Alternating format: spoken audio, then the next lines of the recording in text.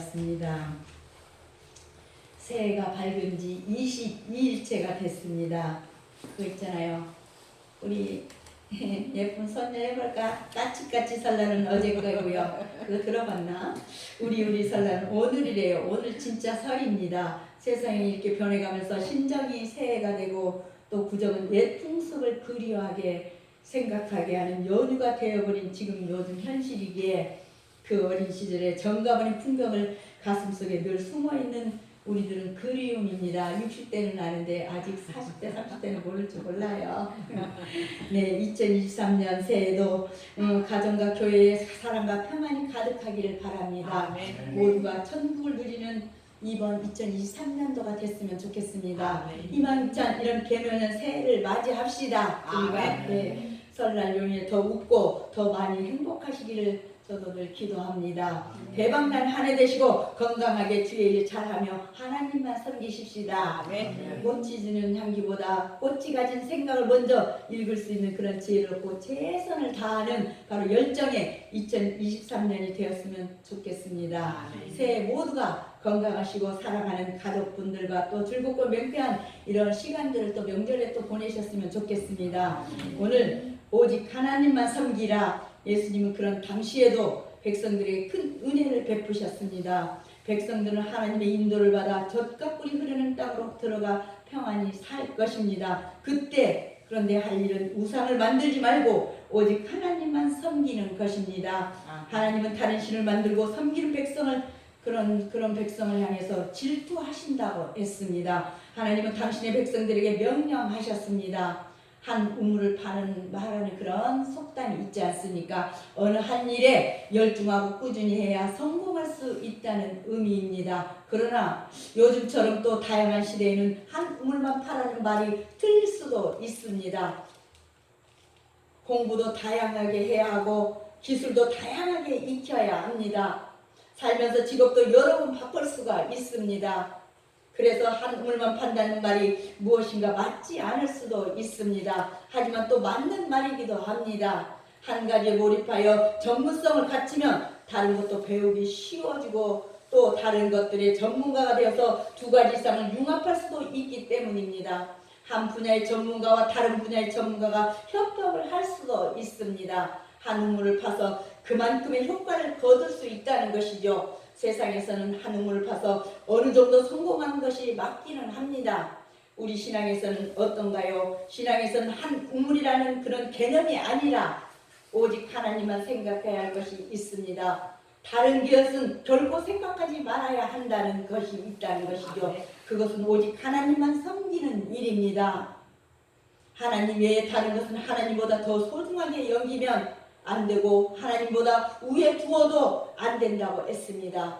신앙에서의 중심은 오직 하나님입니다. 하나님은 성경에서 오직 당신만 섬길 것을 수없이 말씀하시고 강조하십니다. 그만큼 중요하고 기본적인 일이고 사람들이 알면서도 잊기 쉬운 일이기도 합니다. 하나님은 이스라엘을 위하여 모세와 다시 언약을 세우시면서 이스라엘 백성이 지켜야 할 일들을 이렇게 말씀을 오늘 성경에 보니까 하셨습니다. 오늘 오직 하나님만 섬겨라.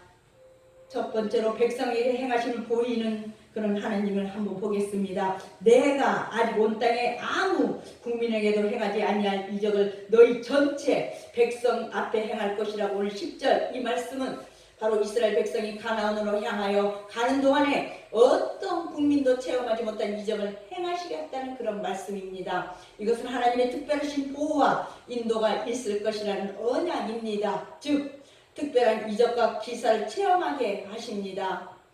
하나님의 애굽에서 고통을 당하는 백성들을 해방시키시고 자유를 주셨습니다. 지도자 모세를 불러서 백성을 이끌고 애굽에서 나오게 하셨고 자유를 찾아 젖과 꿀이 흐르는 가나안 땅으로 인도하게 하셨습니다.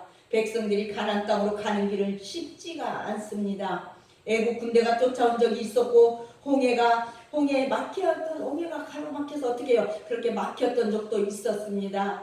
강야에서 물이 없어서 목말라 한 적도 있었고 먹을 것이 없어서 배고픈 적도 있었습니다.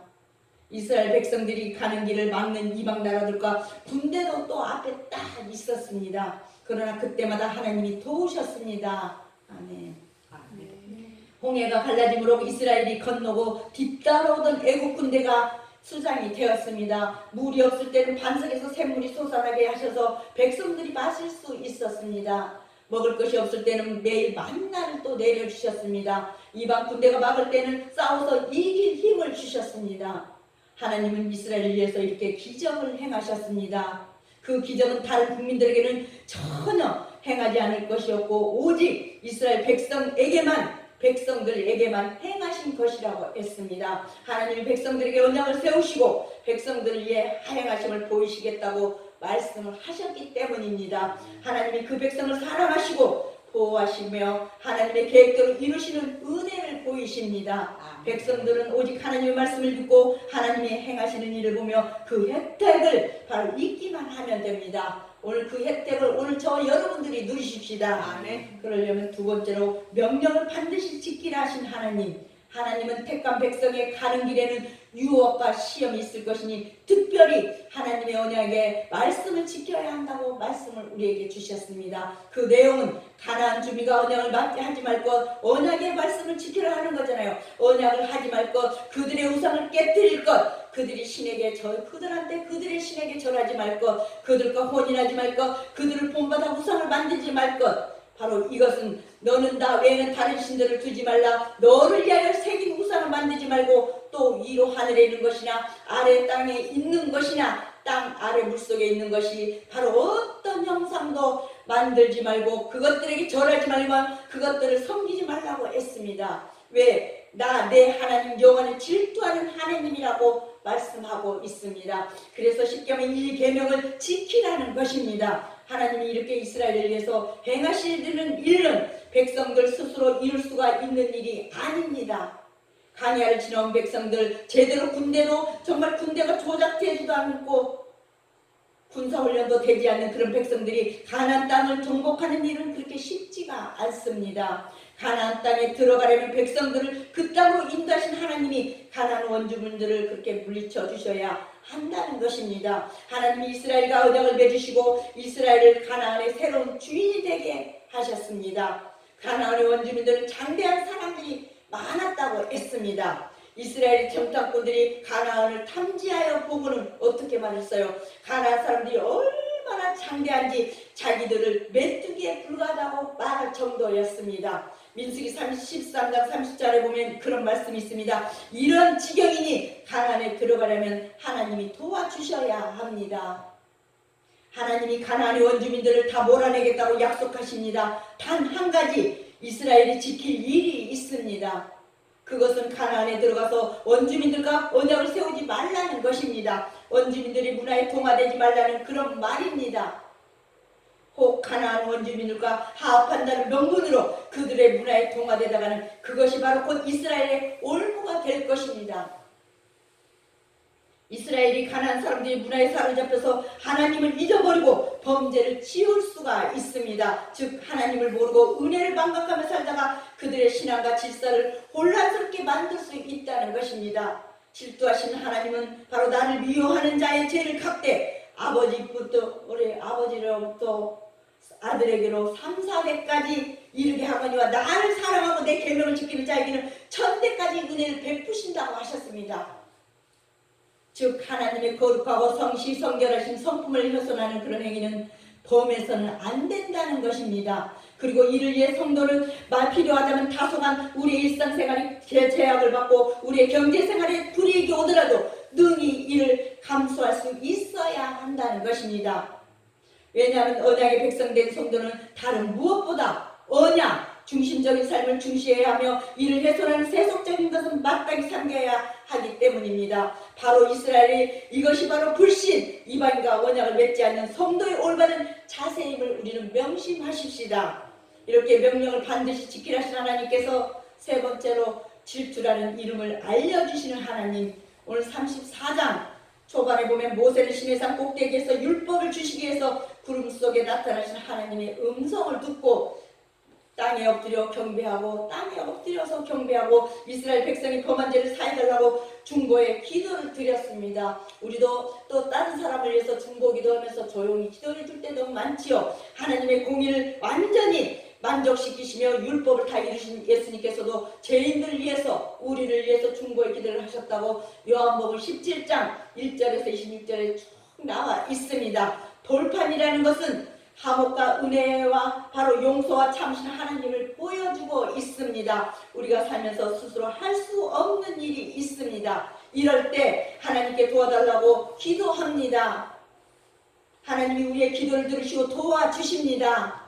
하나님의 도우심으로 우리의 기도가 이루어졌을 때 우리가 조심해야 할 일이 있습니다. 내 힘으로 되겠다고 자랑하면 안 되는 것입니다. 내 기도에 대한 자만심을 가져도 안 됩니다. 나의 기도가 있었더라도 기도를 들으시고 도와주신 하나님이 높아져야 합니다. 그리고 하나님이 이루신 환경을 누리려고만 하면 안 됩니다. 하나님의 은혜를 받아서 세상에서 좀 잘 나간다고 세상의 문화와 쾌락을 누리려고 하면 안 된다는 것입니다. 하나님이 아닌 다른 것에 마음을 뺏기면 안 됩니다. 하나님이 이스라엘에게 말씀하시면서 당신의 이름을 질투라고 오늘 말씀하고 계십니다. 하나님은 질투하는 하나님이십니다. 즉 하나님 외에 다른 것을 하나님보다 앞세우거나 높이면 하나님이 싫어하신다는 그런 싫어하시는 정도가 아니라 화를 내시기까지 함재하신다고 했습니다. 이스라엘이 바로 가나안 문화에 동화되다가 하나님을 버리고 가나안의 우상을 섬기고 더러운 재물을 먹게 됩니다. 하나님이 이것을 음란한 일이라고 성경은 주장하고 있습니다. 하나님 앞에 순결성을 버리고 다른 신에게 가는 배신 행위라는 것입니다. 세상을 살면서 중요하게 여기는 것들이 있어서 하나님이 그것을 우리에게 복으로 주실 수가 있습니다. 주신 분보다 세상 일을 더 중요하게 여기면 그래서 하나님이 또 질투하신다는 것입니다.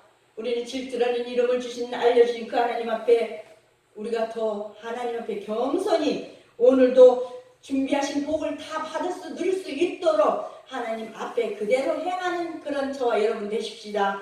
그러려면 마지막으로 우상의 제작을 금지하신 하나님, 바로 하나님의 백성이 하나님이 백성의 지도자를 통해서 말씀을 하시고 백성들에게 해방과 자유, 적과 꿀이 흐르는 또 새로운 토지 그리고 하나님을 또 섬길 수 있는 환경을 허락해 주셨습니다. 백성들은 하나님이 자기들을 위해서 행하신 일들을 보았습니다.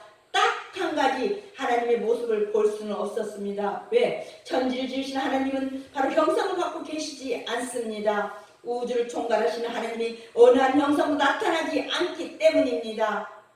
하나님이 어느 한 현상이 나타난다면 하나님이 전능하심과 무한하심이 바로 형상의 개념에 갇히기 때문입니다.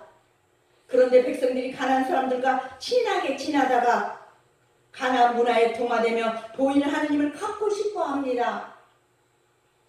가나안 사람들이 형상을 만들어서 하나님이라고 부르고 절하며 축제를 여는 것이 어떻게 해요? 부러워 보입니다. 이스라엘 백성들도 가나안 사람들을 따라서 형상을 만들고 그 형상 앞에 또 절을 할지도 모른다는 것입니다. 우리도 또 그렇죠. 하나님은 이런 일을 너무너무 싫어하십니다. 질투하신 하나님 우상 제작을 이렇게 금하십니다. 그리고 우상을 제작할 만한 환경도 허용하지 말라고 하십니다. 그 환경은 가나안 여인들과 통혼을 하는 일입니다. 가나안 여성들과 통혼하면 여성들이 이스라엘의 집안으로 우상을 가져와서 이스라엘 남자들에게 우상을 섬기게 할 수 있다는 것입니다.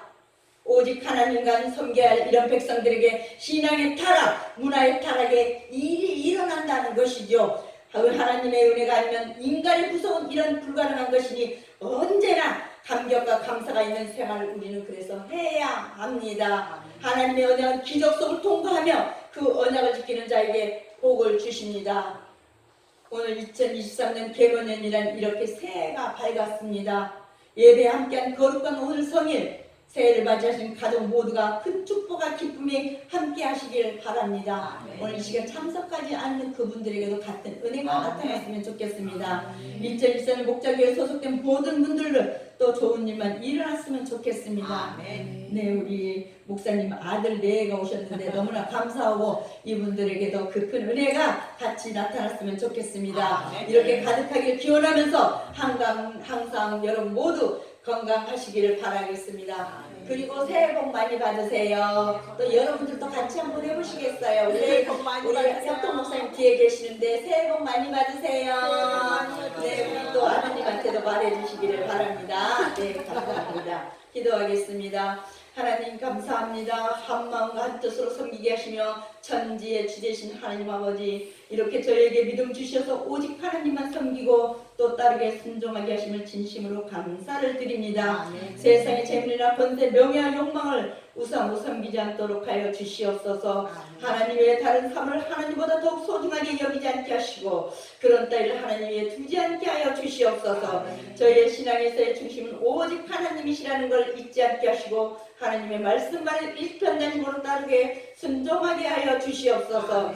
저희가 세상에서 고통을 당할 때 예수님을 믿도록 하셔서 구원의 길을 영원히 자유를 얻게 하여 주셨으니 이제부터는 괴롭거나 즐겁거나 오직 하나님만 믿고 섬기는 성도가 되게 하여 주시옵소서. 믿음으로 그렇게 하시는 하나님 아버지, 겸손히 예수님을 믿어서 구원의 확신을 갖게 하여 주시옵소서. 오늘도 이렇게 여러 가지 세파 매몰되지 않고 세상과 구별된 거룩한 삶을 살게 하셨으니 감사를 드립니다. 하나님의 동역자로, 하나님의 사랑의 순교자로 예수님을 올바로 믿어서 신령한 축복을 받게 하여 주옵소서. 올 한 해도 그렇게 해주실 걸 믿고 감사를 드리며 예수님의 이름으로 축복하며 기도드리옵나이다. 아멘. 아멘. 네.